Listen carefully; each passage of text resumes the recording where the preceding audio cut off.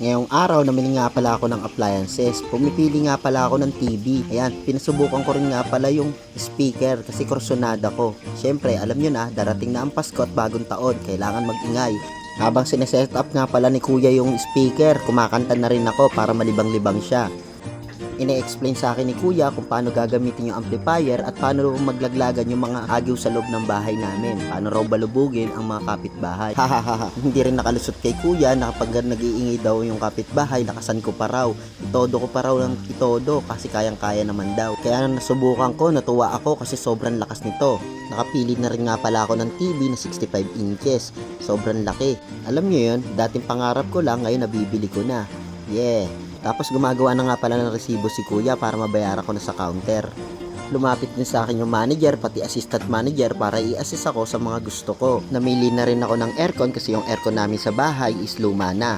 Ang napili kong aircon ay split type aircon na inverter kasi yung kuryente namin napakataas buwan-buwan.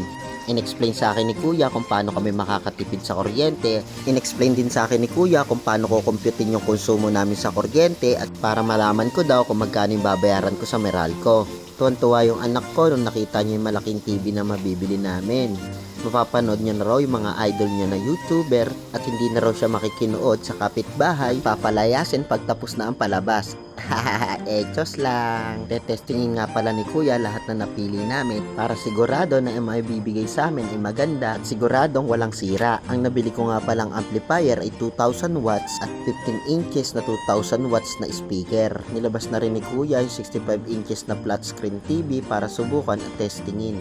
Sa sobrang saya ng anak ko, napapalakpak siya at sobrang ngiti niya. Sabi niya pa, excited na daw siyang subukan yung flat screen TV na nabili niya. At sa sobrang excited niya, nag-request na rin siya na bumili daw kami ng PS5. Ang sabi ko naman sa kanya, saka na pag malaki na yung na-hold up ko. Hehehe, echos lang. Ang sagot naman niya sa akin, sige papa, mang-hold up ka pa.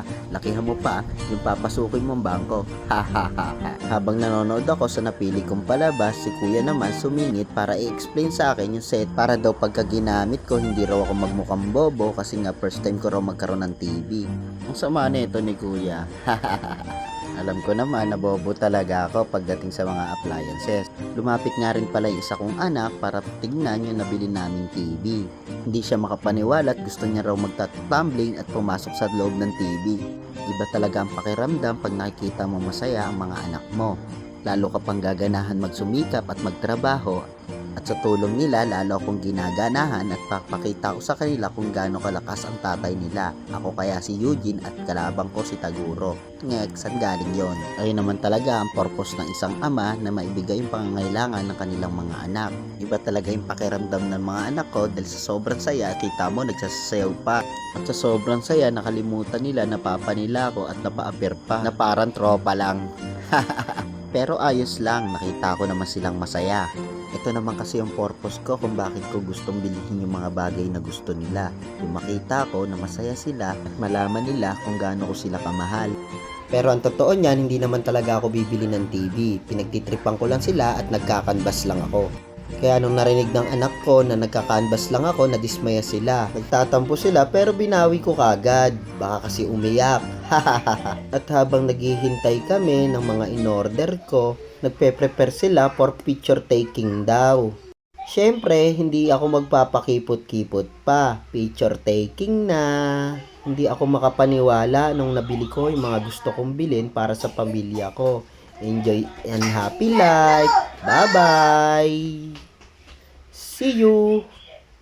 Meow.